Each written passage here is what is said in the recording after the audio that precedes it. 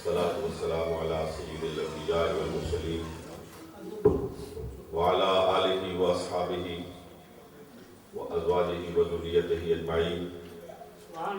أما بعد فأعوذ بالله من الشيطان الرجيم. بسم الله الرحمن الرحيم. إن الله وملائكته يصلون على النبي يا أيها الذين آمنوا صلوا عليه وسلموا تسليما. اللهم صل على سيدنا ونبينا ومولانا محمد وبارك وسلم وصل عليه. الصلاة والسلام عليك يا رسول الله. الصلاة والسلام عليك يا حبيب الله. الصلاة والسلام عليك يا شفيع المذنبين.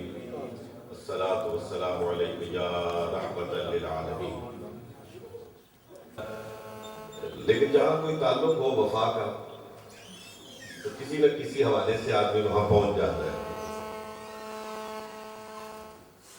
حضرات بہت مختصر وقت ہے. میں نہ کوئی تمہیدی گفتگو کرنا چاہتا ہوں اور نہ ہی کسی موضوع کا آغاز کرنا چاہتا ہوں. میں صرف اپنے ممدوح مکرم حضرت پیر نصیر الدین نصیر رحمۃ اللہ تعالی علیہ کے حضور چند الفاظ بطور سوغات عقیدت نظر کرنا چاہتا ہوں. حضرات جس دور سے ہم گزر رہے ہیں اس میں عام لوگوں کا یہ کہنا ہے کہ خانقاہ روح زوال ہے. یہ خانقاہی نظام کی ایک تنزلی کا دور ہے اور بلا شبہ جو لوگ یہ تجزیہ کرتے ہیں وہ کسی حد تک حق بجانے ہیں، اس لیے کہ وہ موازنہ کرتے ہیں حضرت خواجہ اجمیری کی خانقاہ، حضرت خواجہ نظام الدین اولیاء کی خانقاہ، حضرت خواجہ باقی باللہ کی خانقاہ، حضرت خواجہ قطب الدین بختیار کاکی کی خانقاہ، حضرت بابا فرید الدین گنج شکر کی خانقاہ، حضرت داتا علی اجمیری کی خانقاہ، حضرت امام ربانی مجدد الفسانی شیخ احمد سرہندی رحمۃ اللہ تعالی علیہ کی خانقاہ کا موازنہ کرتے ہیں آج کے دور سے.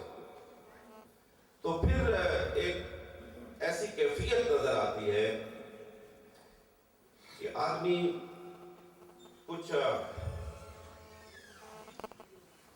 شکستگی کی کیفیت محسوس کرتا ہے، اپنے آپ کو ٹوٹتا ہوا محسوس کرتا ہے کہ فی الواقع خانقاہ ہے وہ رونق، وہ چمک دمک اور خانقاہوں میں وہ درس، وہ تدریس اور وہ حلقہ ذکر، حلقہ فکر، وہ مراقبات، وہ مجاہدات، وہ مشاہدات جو ہم کتابوں میں پڑھتے ہیں، جو کشف المعجوب میں پڑھتے ہیں، جو کتاب الجمعہ میں پڑھتے ہیں، جو رسالہ کشیریہ میں پڑھتے ہیں، جو قوت القلوب میں پڑھتے ہیں، جو کشف المعجوب میں پڑھتے ہیں، جو امام ربانی مجدد الفسانی کی مکتوبات میں پڑھتے ہیں، پڑھتے ضرور ہیں اور بڑی لذت حاصل کرتے ہیں، لیکن اب وہ چیزیں خانقاہوں میں نظر نہیں آتی. وہ علم کی جولان نظر نہیں آتی. وہ ایک فقیر، ایک درویش حضرت شیخ عبد القادر جیلانی رحمۃ اللہ تعالی علیہ کی وہ مجلس باز جس میں سینکڑوں نہیں ہزاروں طالبان علم ہاتھوں میں قلم، دوات اور کاغذ لے کر آپ کے ملفوظات طیبات کو لکھنے کے لیے ہم گوش ہوتے تھے. آج وہ کیفیت نظر نہیں آتی. تو پھر اس طرح کی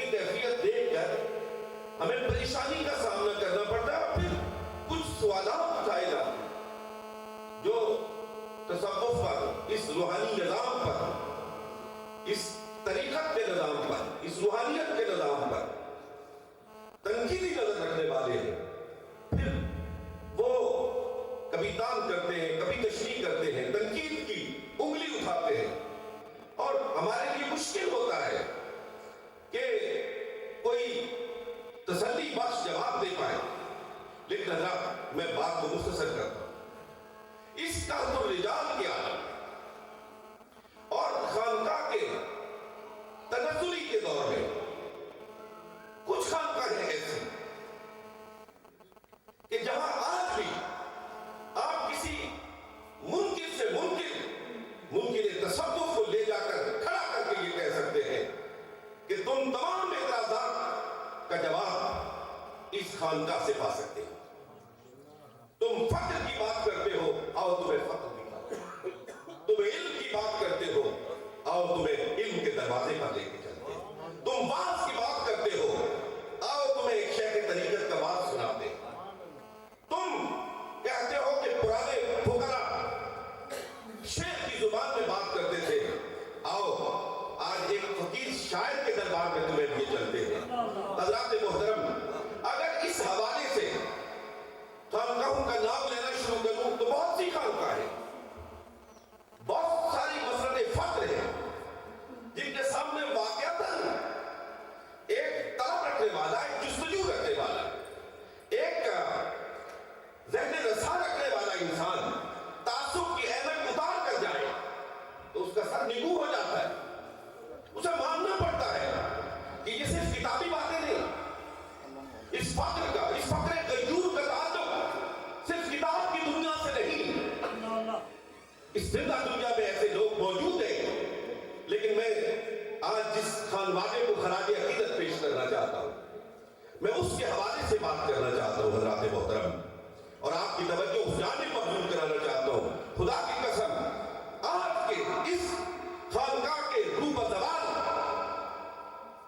دور میں آپ کسی بڑے سے بڑے منکر تصوف کو بازو سے پکڑ کر پیر میر علی شاہ رحمۃ اللہ تعالیٰ علیہ کی خانقاہ کے سامنے کھڑا کر کے پورے آہنگ کے ساتھ یہ کہہ سکتے ہیں کہ بتاؤ تمہیں پیر میر علی شاہ رحمۃ اللہ علیہ کی قبر سے علم کے فوانے پھوٹتے ہوئے نظر آتے ہیں. ہمیں بتاؤ کہ دنیا علم میں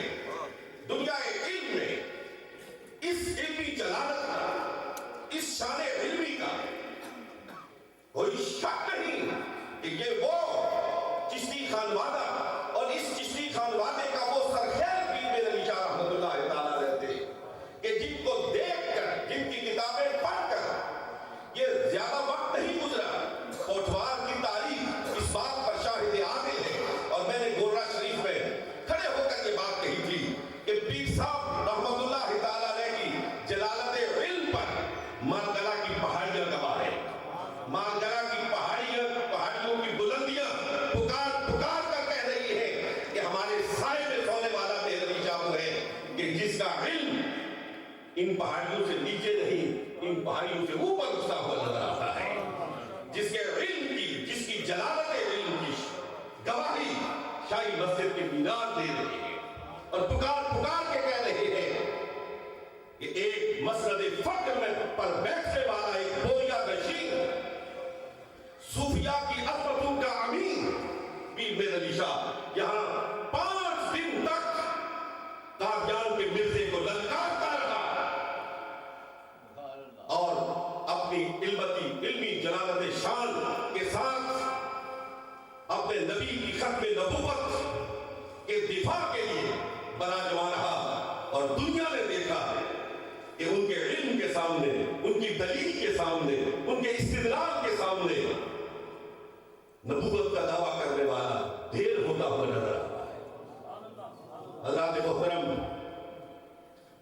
لوگ خانقاہ پہ اعتراض کرتے ہیں، لیکن دور بیٹھ کر پتھر مارنا یہ بہت آسان کام ہے.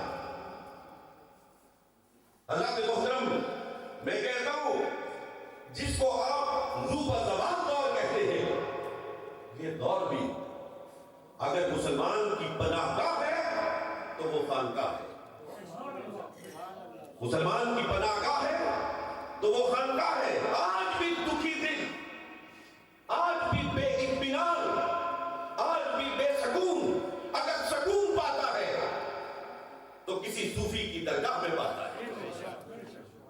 حضرات محترم، اس نفسا نفسی کے دور میں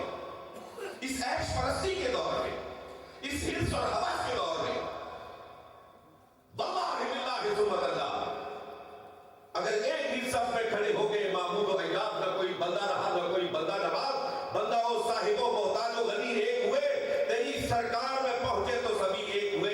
اس منظر کو کوئی دیکھنا چاہے تو کسی صوفی کے دربار میں ہی نظر